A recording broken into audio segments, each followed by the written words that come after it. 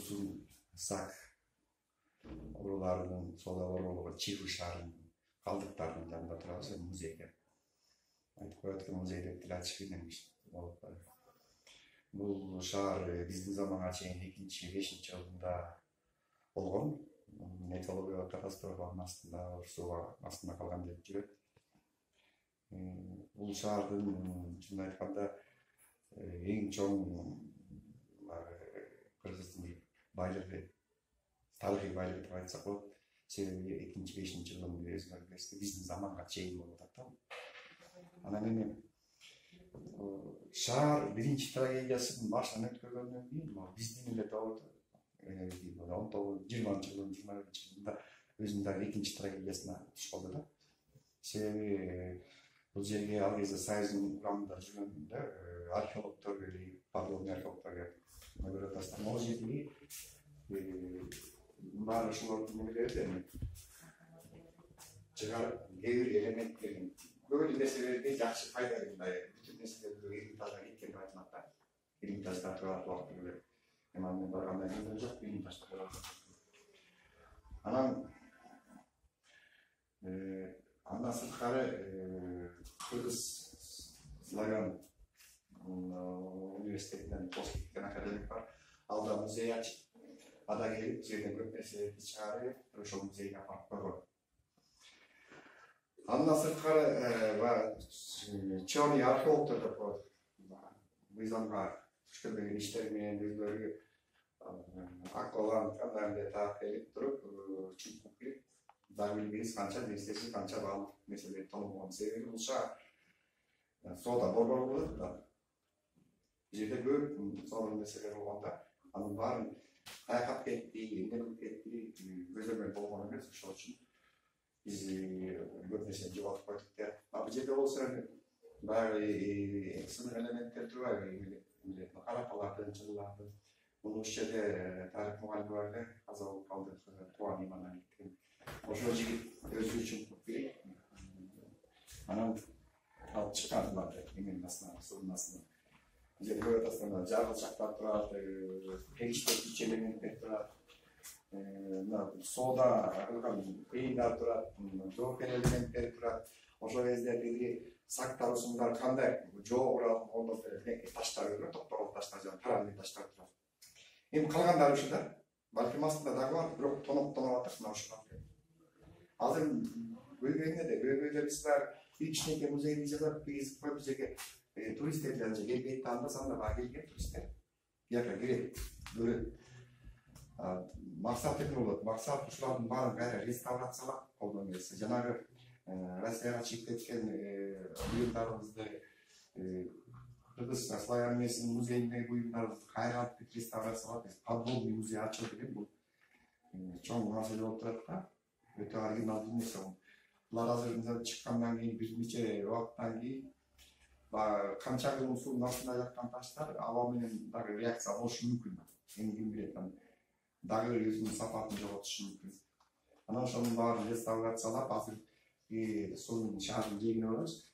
Ошол жактан бир подводный музей куруп алсак, өтө сонун нерсе болот эле да. Бул дүйнө жүзүнө дүйнө эли кызыга турган окуя болот эле да. Себеби пирамидага барып көрсөңүз эле, пирамида барбасаңыздар айтайын. Пирамидада Кайрдын четинде 3 пирамида турат. 2008-жылы өзүмдүн кесибимди жашап академияда стажировка кылып калдым.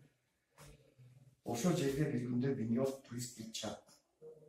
Ал жерде пирамидадан башка эле кызыктуу нерселер жок, мындайчы. 3 пирамида турат, мунун ичине киришет экен, кайра чыгат экен, саркофагдар турат. Бирок 1 миллион турист келип чыгат. Беттин бюджетинин бири экономикага пайда түшөт. Пирамидадан бир таштын сыныгын алып көргөч, алдырар деген алдырбайт, потому что ал өзүнүн жергиликтүү байлыгы, мамлекеттин байлыгы, ал биздики көп нерсени аркачыкка чыгарып кетти. Мына Чигу деген шаардын калдыктары ошол. Балким бизде так бар. Бирок негизги максат азыр ошол жерде 110 гектар жер бар. 110 гектар жерге тарыхый шаардын кээ бир элементтерин реставрациялап турган суу астындагы музейди түзүү. Мына бул жерде карасаңыздар 2000ге жакын аттуу бар бул жерде. Өрдөктүн түрлөрү бар. Ар кандай түрлөрү. розовый фламинго деп бар. Мен бұл жерде кете бермеймін, просто көп келіп, Чигунун эмесин ойлоп жүрүп, ушулармен таанышып алганда, азыр эч ким билбейт, өдөктөр атылып атабы, аккулар атылып атабы. Көзөмөл жок. Ошол үчүн баягы жалпы мамлекет, жалпы министрлик, жалпы өзүбүз чыгып ушул тарыхый байлыкты кайра жандандырып, реставрациялап, суу алдында музей кылып. Суу алдында музей ачууга эмне керек? Канча каражат кетет экен? Эманы мен расметчик болгондон кийин бирок дүйнөсүндө мындай практика бар да, бар. Суу астында музейлер бар. Биз ошого азыр кишилер айрылып барат. Өзгөчө экзотикасы менен бар. Ошол үчүн ошондойлор адистердин эмеш канча кетет. Ошонун баарын түзүп туруп, анан булардын баары кайра өз ордуна түшүрүшү керек. Мен мурда келгенде ушу усундардын саат ордуна колдонуп жүргөн таш бар эле, саат катар колдонуп кубандыгы мага айтты. Ал көрүнбөйт азыр. Эмеден сурасам, комнатада карманчынын эжигиден сурасам билбейм, ал кубандын чөйүнө чогулуп кеткен. Дагы канча нерсе жок болот. Ушинтип отурса. Ошол үчүн азыр бул чоң туризм деп аталган, туризмди тарта турган нерсе бул. Мен ушудан сурап элем, келип баарыбыз бирге алып туруп, бир кеңешип кайра оригинал суу астында музей жасайлы. Мына монеталар турат, соода кылган монеталар турат. Монеталар ооба. Мына бул жерде чукуп кирип алып жүргөн. Могу канжар деп атасың, кандай баатуу канжар, сырты алтын менен капталган турат. Бул канжар кайда? Ким билет? Эч ким билбейт. Балким өлүп кеткен, балким Россияда жаткан, балким дагы Керсун музейинде жаткан. Могу силикон карапаны көрүп турасыңар, жок бул жерде. Ада жок. Могуну карагыла, муну карагыла, кумараны. Буда жок бул жерде. Жерден табылган нерсе ошол жерде калыш керек. Ал ошол жерде отуруп ташкан, ал ошол жердин байлыгы, ошол жердин тарыхы. Мунун баарын ар кайсы карабайсыздар, чуңкуп кирип алып кетчү. Ошол жерде баягы ушул сактар балким экологиялык катастрофага ким бар? Чигу деп турат, мен өзүмдүн сурамжылыгым боюнча баягы окуучулардын билгендердин сурамжылыгы боюнча Чигу Чен деп. Чигу Чен деген биздин кеп отурган Чигу Чен деген кызыл шаар деп айтылат да. Бара ошонун баарын таап, суу астындагы ушул айылган суу астындагы анан бизге бияка сарбулугай.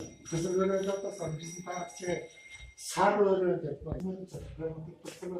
сары өрөө деп коет. Сарыдан кеп чыккан деген көрүнөт экен, сары өрөө деп, сап-сары болуп көрүнчү.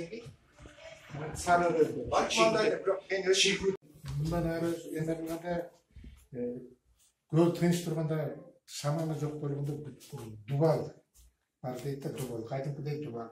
Туз атасынан кеткен аркы кутургу айылдын көзүнө кеткен дубалча көрүнөт дейт. Узун. Анан ато баягы шамал болуп толкун болуп кеткенде бул жер тайыз улайлашып кетет деп көрүнбөй калат экен.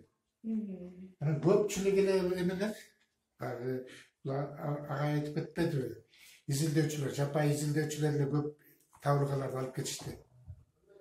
Мал кайтарып жүргөн бир бала мындан 2 жыл мурун чапкылаган боюнча деп монда бир кылыч алып чыгышты депчи. Биз айыл өкмөттөн тияк-тияктан алып келгиче алар уже качып алып кетип калды.